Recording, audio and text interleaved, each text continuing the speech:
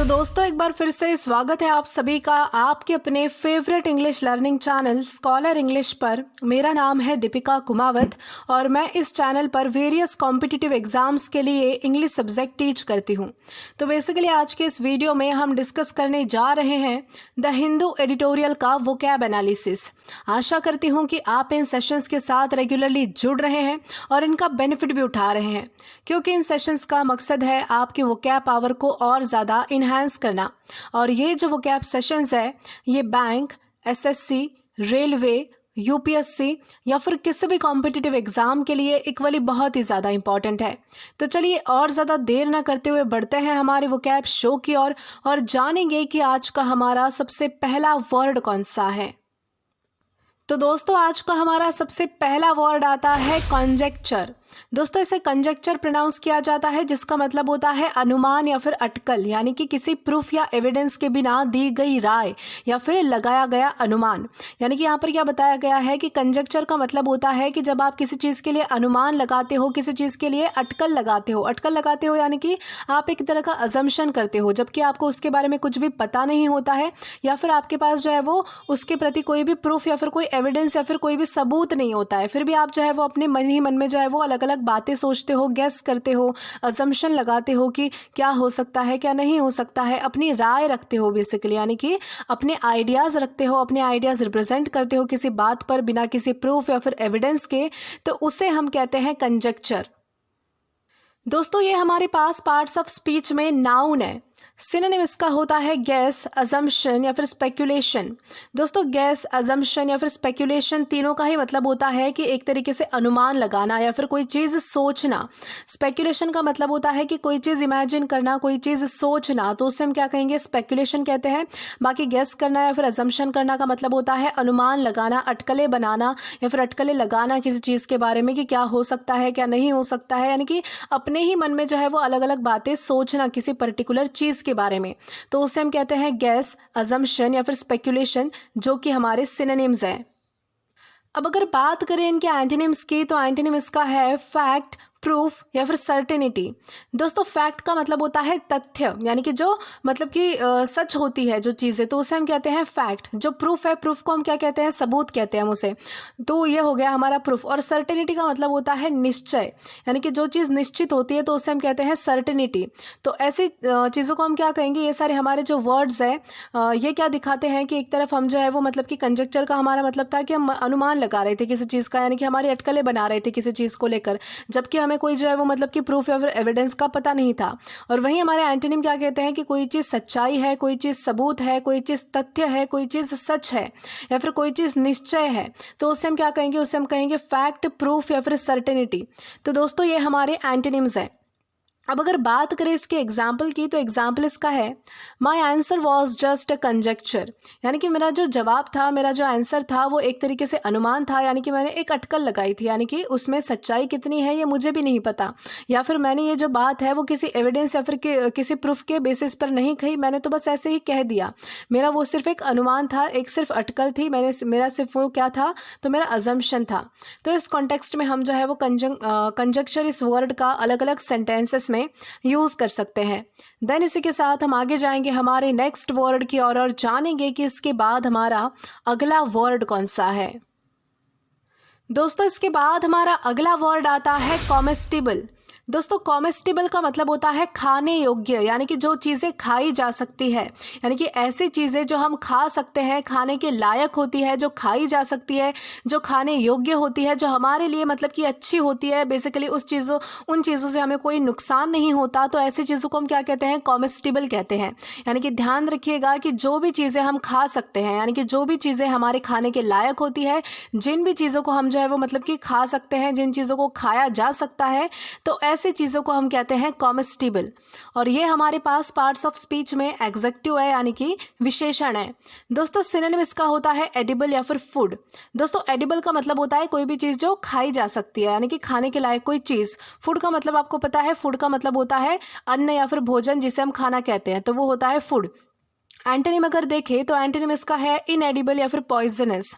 दोस्तों इनएडिबल का मतलब होता है ऐसी चीज़ें जो खाई नहीं जा सकती, यानी कि जो चीज़ें खाने के लिए नहीं बनी है, तो ऐसी चीज़ों को हम क्या कहते हैं, इनएडिबल कहते हैं। यानी कि जो चीज़ें खाई नहीं जा सकती या फिर जो चीज़ें खाने के लिए नहीं बनी है तो उन्हें हम कहते हैं इनएडिबल।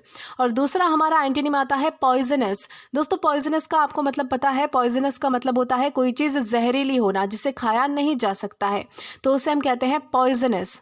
अब अगर बात करें इसके एग्जाम्पल की, तो एग्जाम्पल इसका है द फ्रूट इज़ कॉमेस्टिबल, यानी कि जो फल है वो खाने के लायक है, खाने योग्य है, यानी कि उसे खाया जा सकता है, खाने की चीज़ है फ्रूट। तो इस तरीके से हम जो है वो कॉमेस्टिबल इस वर्ड का अलग अलग सेंटेंसेस में यूज़ कर पाएंगे। देन इसी के साथ हम आगे जाएंगे हमारे नेक्स्ट वर्ड की और जानेंगे कि इसके बाद हमारा अगला वर्ड कौन सा है। तो दोस्तों इसके बाद हमारा अगला वर्ड आता है सेराफिक। दोस्तों सेराफिक का मतलब होता है देवदूत जैसा या फिर बहुत ज़्यादा पवित्र। यानी कि अगर कोई चीज़ जो बहुत ज़्यादा मतलब कि हेवनली है यानी कि बहुत ज़्यादा मतलब कि स्वर्गीय है, यानी कि स्वर्ग के समान बहुत ज़्यादा अच्छी है, बहुत ज़्यादा साफ है, बहुत ज़्यादा पवित्र है, तो ऐसी चीज़ों को हम जो है वो सेराफिक कहते हैं।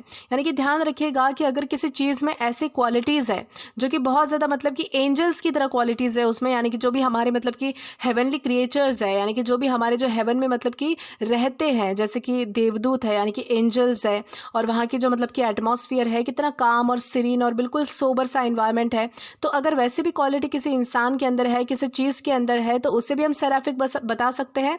या फिर अगर कोई चीज़ बहुत ही सैक्रड है यानी कि बहुत ही ज़्यादा पवित्र है, बहुत ही ज़्यादा शुद्ध है, तो उसके लिए भी हम जो है वो सेराफिक का यूज़ कर सकते हैं। तो ध्यान रखिएगा कि अगर कोई भी चीज़ हेवनली है यानी कि बहुत ज़्यादा पवित्र है, बहुत ज़्यादा स्वर्गीय है, स्वर्ग जैसी उसकी क्वालिटीज़ है, तो उसे हम सेराफिक कहते हैं। या फिर अगर कोई चीज़ बहुत ज़्यादा प्योर है, बहुत ज़्यादा पवित्र है, बहुत ज़्यादा शुद्ध है, तो उसके लिए भी हम जो है वो सेराफिक का यूज़ करते हैं। यानी कि कोई जो है वो मतलब कि एक डिवाइन पावर होती है, डिवाइन पावर यानी कि जो ह्यूमन वाली पावर होती है वो नहीं, बल्कि जो दैवी शक्ति होती है, तो उसे हम कहते हैं डिवाइन पावर। और वैसी पावर या फिर वैसी क्वालिटीज़ होल्ड करने वाली किसी भी चीज़ या फिर किसी पर्सन को हम कहते हैं सेराफिक। अब अगर बात करें इसके पार्ट्स ऑफ स्पीच की, तो ये दोस्तों हमारे पास एग्जेक्टिव है यानी कि विशेषण है। सिनोनिम इसका होता है एंजेलिक, हेवनली या फिर प्योर। दोस्तों एंजेलिक का मतलब होता है देवदूत के जैसा, यानी कि जैसे एंजल्स होते हैं उस तरीके से। एंजल्स कैसे होते हैं, तो बहुत ज़्यादा प्योर होते हैं, बहुत ज़्यादा अच्छे मन के होते हैं, तो उसे हम कह सकते हैं एंजेलिक। एंजेलिक यानी कि एंजल्स के जैसा।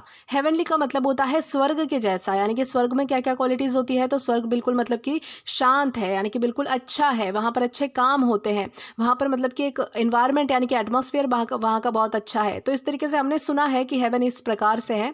तो और स्पेशल ये बात है कि वहाँ पर जो है वो वाइट कलर ज़्यादा है। वाइट कलर किस चीज़ का प्रतीक है, तो अच्छाई का और मतलब कि शांति का प्रतीक है। तो इस तरीके से यहाँ पर बताया गया है कि जिसमें ये सारी क्वालिटीज़ होती है तो उसे भी हम हेवनली कह सकते हैं। और लास्ट हमारा सिनोनिम आता है प्योर। प्योर का क्या मतलब होता है, प्योर का मतलब होता है शुद्ध, पवित्र, जिसे हम कह सकते हैं, तो वो हमारा हो जाएगा प्योर। अब अगर बात करें इसके एंटोनिम की, तो एंटोनिम इसका है शी गेव अ सेराफिक स्माइल, यानी कि उसने जो है वो बहुत ही मतलब कि प्योर यानी कि पवित्र सी बिल्कुल हेवनली स्माइल दी, यानी कि उसकी स्माइल देखकर जो है वो बिल्कुल मन खुश हो गया। यानी कि उसकी स्माइल देखकर एक पॉजिटिव वाइब्स आ रही थी और उसकी स्माइल देखकर ऐसा लग रहा था कि वो कितनी ज़्यादा एंजेलिक स्माइल है, कितनी ज़्यादा मतलब कि देवदूत जैसी, यानी कि बिल्कुल ही प्योर, बिल्कुल ही शुद्ध, बिल्कुल ही मतलब कि पवित्र स्माइल है। तो इस तरीके से हम जो है वो सेराफिक इस वर्ड का अलग अलग सेंटेंसेस में यूज़ कर सकते हैं। देन इसी के साथ हम आगे जाएंगे हमारे नेक्स्ट वर्ड की और जानेंगे कि इसके बाद हमारा अगला वर्ड कौन सा है। तो दोस्तों इसके बाद हमारा अगला वर्ड आता है वाउच सेफ। दोस्तों वाउच सेफ का मतलब होता है कृपा करके देना, मेहरबान करके कोई चीज़ दे देना। यानी कि जब भी आप किसी व्यक्ति को अगर कोई चीज़ मेहरबानी से दे देते हो, यानी कि मन खुश करके या फिर अपने मर्जी से या फिर कृपा करके, यानी कि उस पर दया खा के अगर आप कोई चीज़ देते हो, तो उसे हम क्या कहते हैं, उसे हम कहते हैं वाउच सेफ करना। यानी कि जैसे कभी कभी होता है कि कोई पर्सन अगर बहुत ही ज़्यादा मतलब कि बुरी कंडीशन में है, बहुत ज़्यादा मतलब कि दयनीय स्थिति में है, अगर आप उसे देखते हो तो आप उसकी कुछ मदद कर देते हो या फिर उसे आप कुछ दे देते हो, तो वो एक प्रकार से क्या हुआ कि आप उसे जो है वो वाउच सेव कर रहे हो। यानी कि आप जो है वो उस पर मेहरबानी करके, आप जो है वो उस पर दया खाकर या फिर कृपा करके आप उसे कोई चीज़ देने की कोशिश कर रहे हो, तो उसे हम क्या कहते हैं, वाउच सेव करना हम उसे कहते हैं। यानी कि कृपा करके कोई किसी को चीज़ देना, मेहरबानी करके कोई किसी को चीज़ देना या फिर दया खाकर जो है वो किसी को कोई चीज़ देना, तो उसे हम क्या कहते हैं, उसे हम कहते हैं वाउच सेव करना। और ये हमारे पास पार्ट्स ऑफ स्पीच में वर्ब है यानी कि क्रिया है। दोस्तों सिनोनिम इसका होता है ग्रांट, बिस्टो या फिर अलाउ। दोस्तों इन तीनों का ही मतलब होता है कि कोई चीज़ देना, बेसिकली दान से ये जो है वो सारे वर्ड्स रिलेटेड है, यानी कि अगर आप किसी चीज़ को प्रदान करते हो, यानी कि ग्रांट का मतलब होता है प्रदान करना, बिस्टो का मतलब होता है देना, अलाउ का मतलब होता है कि किसी चीज़ को मतलब कि एक प्रकार से परमिट कर देना, तो उसे हम कहते हैं अलाउ। यानी कि ग्रांट, बिस्टो या फिर अलाउ ये सारे हमारे पॉजिटिव वर्ड्स हैं जो कि दिखाते हैं कि यहाँ पर कोई देने की एक्टिविटी हो रही है, प्रदान करने की एक्टिविटी हो रही है, या फिर किसी चीज़ को जो है वो मतलब कि रिलीज किया जा रहा है, यानी कि उसे जो है वो अलाउ किया जा रहा है किसी और के लिए, तो उसे हम कहते हैं ग्रांट, बिस्टो या फिर अलाउ। अब अगर बात करें इसके एंटोनिम की, तो एंटोनिम इसका है रिफ्यूज़, डिनाई या फिर विथ होल्ड।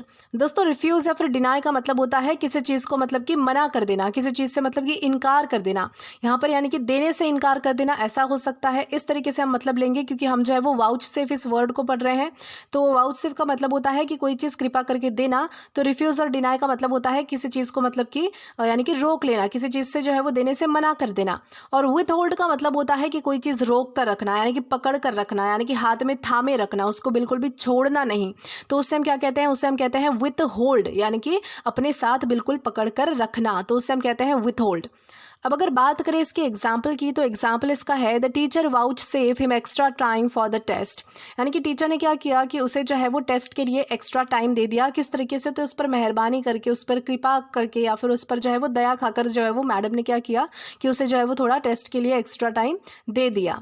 तो इस कॉन्टेक्स्ट में हम जो है वो वाउच सेफ इस वर्ड का अलग अलग सेंटेंसेस में यूज़ कर पाएंगे। देन इसी के साथ हम आगे जाएंगे हमारे नेक्स्ट वर्ड की ओर और जानेंगे कि इसके बाद हमारा अगला वर्ड कौन सा है। दोस्तों इसके बाद हमारा अगला वर्ड आता है कमोडियस। दोस्तों कमोडियस का मतलब होता है विशाल या फिर आरामदायक। यानी कि ये जो वर्ड है हम दोनों ही कॉन्टेक्स्ट में यूज़ कर सकते हैं, या फिर दोनों ही कॉन्टेक्स्ट को एक साथ भी यूज़ कर सकते हैं। यानी कि अगर कोई चीज़ बहुत ज़्यादा बड़ी है, यानी कि बहुत ज़्यादा मैसिव है, बहुत ज़्यादा ह्यूज है, तो उसे दिखाने के लिए हम क्या करते हैं, उसे दिखाने के लिए भी हम जो है वो कमोडियस इस वर्ड का यूज़ करते हैं। यानी कि अगर कोई चीज़ बहुत ज़्यादा बड़ी है तो उसे भी दिखाने के लिए हम जो है वो कमोडियस का यूज़ करते हैं। या फिर अगर कोई चीज़ बहुत ज़्यादा आरामदायक है, बहुत ज़्यादा कंफर्टेबल है, बहुत ज़्यादा मतलब कि अच्छी है, लग्जरी से भरी है, तो उसे भी हम जो है वो आरामदायक यानी कि कमोडियस कह सकते हैं। और साथ ही साथ हम ये भी कह सकते हैं कि अगर कोई मतलब कि कोई चीज़ बड़ी है प्लस साथ ही साथ आरामदायक है, यानी कि ऐसी कोई चीज़ है जो बड़ी तो है ही बट साथ ही साथ कंफर्टेबल भी है, साथ ही साथ लग्जरी से भी भरी हुई है, तो ऐसी चीज़ों को भी हम क्या कहते हैं, कमोडियस कहते हैं। यानी कि इनका जो है वो अलग अलग करके भी यूज़ कर सकते हैं या फिर दोनों साथ में भी यूज़ कर सकते हैं। यानी कि आपको ध्यान रखना है कि कमोडियस का मतलब होता है विशाल या फिर आरामदायक, यानी कि कोई चीज़ बड़ी होना या फिर कोई चीज़ कंफर्टेबल होना, तो उसके लिए हम यूज़ करते हैं कमोडियस का। और ये हमारे पास पार्ट्स ऑफ स्पीच में एग्जेक्टिव है, यानी कि विशेषण है। दोस्तों सिनोनिम इसका होता है स्पेशियस, रूमी या फिर एम्पल। दोस्तों स्पेशियस या फिर रूमी का मतलब होता है बहुत ज़्यादा जगह होना, बहुत ज़्यादा बड़ी होना कोई चीज़, तो उसे हम कहते हैं स्पेशियस या फिर रूमी। एम्पल का मतलब होता है कोई चीज़ प्रचुर मात्रा में अवेलेबल होना, कोई चीज़ भरपूर मात्रा में अवेलेबल होना, परिपूर्ण तरीके से अवेलेबल होना, तो उसे हम कहते हैं एम्पल। अब अगर बात करें इसके एंटोनिम की, तो एंटोनिम इसका है क्रैम्प, स्मॉल या फिर कन्फाइन। दोस्तों इन तीनों का ही मतलब होता है कि कोई चीज़ बहुत ही ज़्यादा एडजस्टेबल होना यानी कि जिसमें आपको एडजस्ट करना पड़े, जिसमें आपको मतलब कि यानी कि स्पेस नहीं मिलती है या फिर आपको कंफर्ट नहीं मिलता है, तो ऐसी चीज़ों को हम कहते हैं क्रैम्प्ड, स्मॉल या फिर कन्फाइन। स्मॉल का तो मतलब आपको पता है छोटा होना, ओके। वहीं क्रैम्प और जो कन्फाइन है इनका मतलब होता है कि कोई चीज़ मतलब कि सिकुड़ी हुई होना, यानी कि उसमें कम जगह होना, यानी कि बिल्कुल जो है वो मतलब कि आपको जो है वो बिल्कुल भी स्पेस नहीं मिलती है जहाँ पर, तो उसे हम कहते हैं क्रैम्प्ड या फिर कन्फाइन। अब अगर बात की जाए इसके एग्जाम्पल की, तो एग्जाम्पल इसका है the hotel room was commodious and bright. यानी कि जो होटल का रूम था वो बहुत बड़ा था, आरामदायक था और साथ ही साथ जो है वो बहुत ही चमकदार था, यानी कि ब्राइट था। यानी कि होटल का रूम कैसा था, तो वो बहुत ज़्यादा बड़ा था, स्पेशियस था, रूमी था, यानी कि कन्फाइन नहीं था बिल्कुल भी, यानी कि बहुत ज़्यादा जगह थी उसमें, साथ ही साथ बहुत ज़्यादा कंफर्टेबल था क्योंकि उसमें सारी लग्जरीज अवेलेबल थी, अच्छा बेड था, सब कुछ था, यानी कि सब कुछ लैविश था।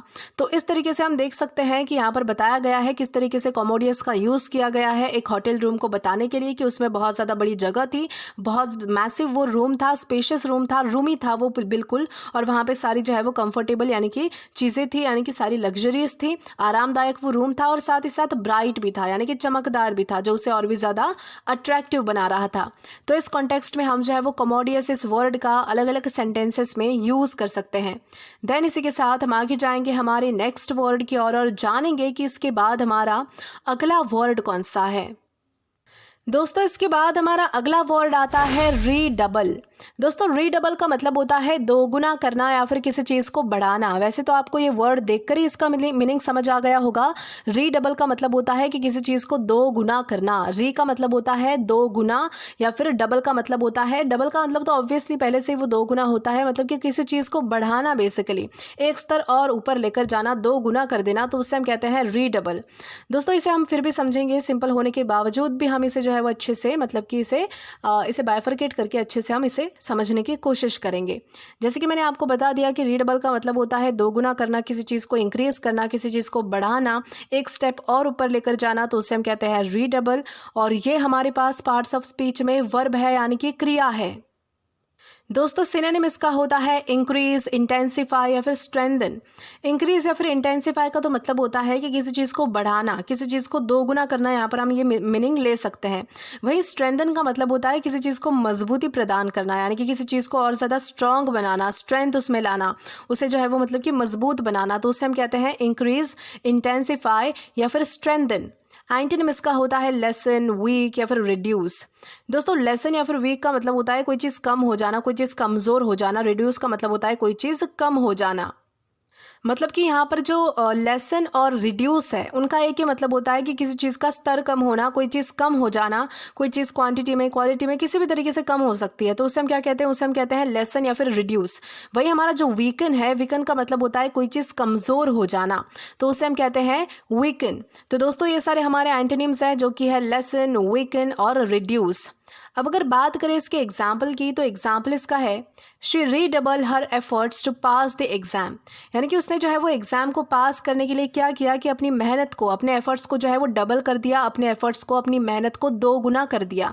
यानी कि अब वो जो है वो दो गुना मेहनत करने लगी, दो गुना जो है वो अपनी एफर्ट्स उस चीज़ में डालने लगी।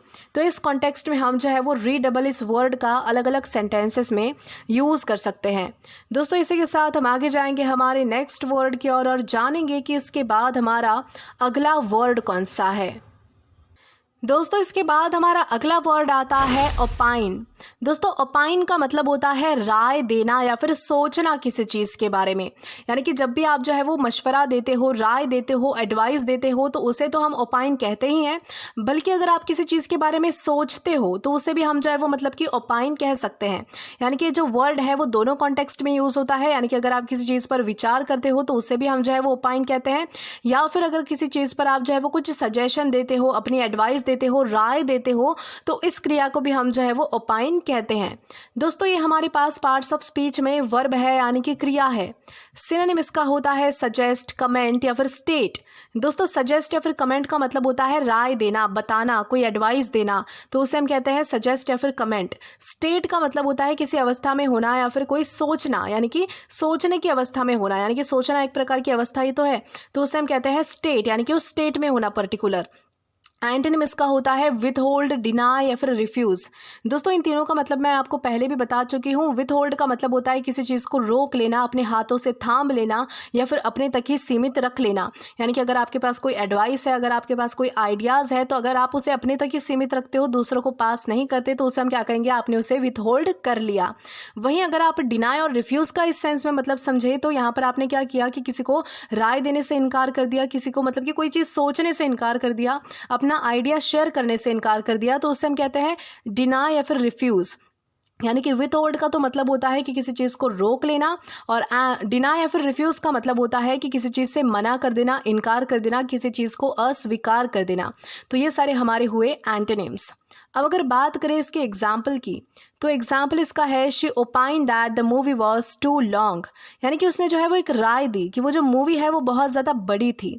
तो इस कॉन्टेक्स्ट में हम जो है वो ओपाइन इस वर्ड का अलग अलग सेंटेंसेस में यूज़ कर सकते हैं। देन इसी के साथ हम आगे जाएंगे हमारे नेक्स्ट वर्ड की ओर और जानेंगे कि इसके बाद हमारा अगला वर्ड कौन सा है। दोस्तों इसके बाद हमारा अगला वर्ड आता है फल्गुरेट। दोस्तों फल्गुरेट का मतलब होता है चमकना, यानी कि बिजली की तरह चमक उठना, यानी कि जो चीज़ बहुत ही ज़्यादा चमकदार होती है, जो बहुत ज़्यादा चमकती है बेसिकली, तो उसे हम क्या कहते हैं, उसे हम कहते हैं फल्गुरेट होना। यानी कि जो चीज़ बहुत ज़्यादा चमकती है, जो बिजली की तरह चमकती है, बेसिकली आपको पता होगा कि बिजली में जो है वो कितनी ज़्यादा चमक होती है, कितना ज़्यादा फ्लैश होता है, यानी कि एक बार को तो हमारी आंखें बंद हो जाती है, इतना ज़्यादा फ्लैश होता है। तो बेसिकली यहाँ पर जो है वो उस चीज़ को किसी चीज़ से कंपेयर किया गया है, यानी कि अगर कोई चीज़ अगर बहुत ज़्यादा चमकती है, बिजली की तरह चमकती है, तो उसे हम क्या कहते हैं, उसे हम कहते हैं फल्गुरेट, हम उसे कहते हैं। और ये हमारे पास पार्ट्स ऑफ स्पीच में वर्ब है, यानी कि क्रिया है। दोस्तों सिनोनिम इसका होता है फ्लैश, स्पार्कल या फिर ग्लिटर। इन तीनों का ही मतलब होता है चमकना। वही हमारे एंटोनिम इसके हैं डिम, फेड या फिर डार्कन। दोस्तों डिम या फिर फेड का मतलब होता है कोई चीज़ फीकी पड़ जाना, और डार्कन का मतलब होता है अंधेरा छा जाना, तो उसे हम कहते हैं डिम, फेड या फिर डार्कन। अब अगर बात करें इसके एग्जाम्पल की, तो एग्जाम्पल इसका है the diamond fulgurated in the sunlight, यानी कि धूप में जो है वो डायमंड किस तरीके से चमक रहा था, तो ऐसे चमक रहा था मानो कोई बिजली चमक रही हो, यानी कि उसमें से इतनी ज़्यादा तेज़ रोशनी आ रही थी, इतना ज़्यादा वो शाइन कर रहा था, इतना ज़्यादा वो स्पार्कल कर रहा था, या फिर इतना ज़्यादा वो चमक रहा था जैसे कि कोई डायमंड हो। और किस चीज़ में चमक रहा था, तो सनलाइट में चमक रहा था, यानी कि धूप में चमक रहा था। तो इस कॉन्टेक्स्ट में हम जो है वो फल्गुरेट इस वर्ड का अलग अलग सेंटेंसेस में यूज़ कर सकते हैं। दोस्तों इसी के साथ हम आगे जाएंगे हमारे नेक्स्ट वर्ड की ओर और जानेंगे कि इसके बाद हमारा अगला वर्ड कौन सा है। दोस्तों इसके बाद हमारा अगला वर्ड आता है मैमथ। दोस्तों मैमथ का मतलब होता है बहुत विशाल, बहुत बड़ा या फिर विशालकाय, यानी कि अगर कोई चीज़ बहुत ज़्यादा बड़ी है, बहुत ज़्यादा मैसिव है, साइज़ में बहुत ज़्यादा बड़ी है, तो उसे हम क्या कहते हैं, उसे हम कहते हैं मैमथ, हम उसे कहते हैं। और ये हमारे पास पार्ट्स ऑफ स्पीच में एग्जेक्टिव है, यानी कि विशेषण है। दोस्तों सिनोनिम इसका होता है ह्यूज, जायंट या फिर कोलोसल। दोस्तों इन तीनों का ही मतलब होता है कि कोई चीज़ बहुत ज़्यादा बड़ी होना, कोई चीज़ बहुत ज़्यादा विशाल होना, तो उसे हम कहते हैं ह्यूज, जायंट या फिर कोलोसल। एंटोनिम इसका होता है टाइनी, स्मॉल या फिर लिटिल, यानी कि कोई चीज़ थोड़ी होना। लिटिल का मतलब होता है थोड़ी सी होना, टाइनी या फिर स्मॉल का मतलब होता है छोटी होना, तो उसे हम कहते हैं टाइनी, स्मॉल या फिर लिटिल। अब अगर बात करें इसके एग्जाम्पल की, तो एग्जाम्पल इसका है the building is mammoth in size, यानी कि जो बिल्डिंग थी वो साइज में बहुत ज़्यादा विशाल थी, बहुत ज़्यादा बड़ी थी। तो इस कॉन्टेक्स्ट में हम जो है वो मैमथ इस वर्ड का अलग अलग सेंटेंसेस में यूज़ कर पाएंगे। देन इसी के साथ हम आगे जाएंगे हमारे नेक्स्ट वर्ड की ओर और जानेंगे कि आज का हमारा लास्ट वर्ड कौन सा होता है। दोस्तों इसके बाद हमारा आज का लास्ट वर्ड आता है फायरीनेस। दोस्तों फायरीनेस का नाम सुनकर ही आपको कुछ लग रहा होगा कि इसमें ज़रूर कोई फायर से रिलेटेड बात होगी, और आपने बिल्कुल सही समझा है।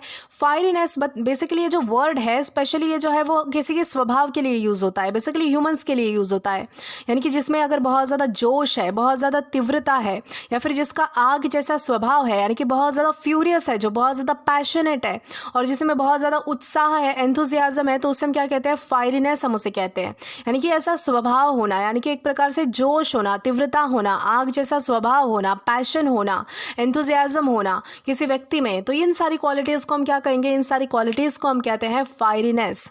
और ये हमारे पास पार्ट्स ऑफ स्पीच में नाउन है। दोस्तों सिनोनिम इसका होता है पैशन, इंटेंसिटी या फिर ज़ील। दोस्तों पैशन का तो आपको मतलब पता है, और मतलब कि पैशन का क्या मतलब होता है कि किसी चीज़ का जुनून होना, यानी कि किसी चीज़ का शौक होना बेसिकली। इंटेंसिटी या फिर ज़ील का मतलब होता है, इंटेंसिटी का मतलब होता है तीव्रता, और ज़ील का मतलब होता है जोश होना, उत्साह होना, तो उसे हम कहते हैं ज़ील। एंटोनिम इसका होता है कामनेस, कूलनेस या फिर माइल्डनेस, यानी कि जो व्यक्ति बहुत ही काम है, सीरीन है, सोबर है, सिंपल है, जिसे यानी कि इतना ज़्यादा एक्साइटमेंट नहीं होता है, जो मतलब बिल्कुल नॉर्मल स्टेट में रहता है, तो उसे हम कहते हैं कामनेस, कूलनेस या फिर माइल्डनेस। अब अगर बात करें इसके एग्जाम्पल की, तो एग्जाम्पल इसका है हिज फायरीनेस इम्प्रेस द ऑडियंस, यानी कि उसकी जो तीव्रता थी, उसका जो जोश था, उस जोश ने जो है वो सारी ऑडियंस को जो है वो बिल्कुल इम्प्रेस कर दिया, यानी कि बिल्कुल हैरान कर दिया। तो इस कॉन्टेक्स्ट में हम जो है वो फायरीनेस इस वर्ड का अलग अलग सेंटेंसेस में यूज़ कर सकते हैं। तो दोस्तों आज के लिए बस इतना ही। आज के इस क्लास का पीडीएफ आप हमारे टेलीग्राम चैनल के थ्रू एक्सेस कर सकते हैं। और अगर आपने अभी तक हमारा टेलीग्राम चैनल ज्वाइन नहीं किया है तो टेलीग्राम पर English with Deepika Kumawat search करके या फिर डिस्क्रिप्शन में दिए गए लिंक के थ्रू, साथ ही साथ अभी जो आपको आपकी स्क्रीन पर QR कोड दिख रहा है वहाँ से भी आप डायरेक्टली स्कैन करके हमारा टेलीग्राम चैनल ज्वाइन कर सकते हैं। साथ ही साथ हमारा जो कमेंट बॉक्स है वहाँ पर आपको एक पिन कमेंट प्रोवाइड कर दिया है, वहाँ पर भी आपको जो है वो टेलीग्राम इस चैनल की लिंक प्रोवाइड की गई है, तो वहां से भी आप हमारा टेलीग्राम चैनल एक्सेस कर सकते हैं, ज्वाइन कर सकते हैं, ताकि आप कभी भी किसी भी नए आने वाले वीडियोस को लेकर कोई भी अपडेट्स को मिस ना करें। और दोस्तों अगर आपको आज का ये वीडियो पसंद आया है या फिर हेल्पफुल लगा है तो do like this video, subscribe the channel and share as much as you can. और अगर आपने इससे पहले वाले वीडियोस नहीं देखे हैं तो यहाँ पर मैंने एक प्लेलिस्ट प्रोवाइड कर दी है, जहाँ पर आप क्लिक करके वो सभी पहले वाले वीडियोस भी देख सकते हैं और एक्सप्लोर कर सकते हैं। Till then keep learning. Thank you.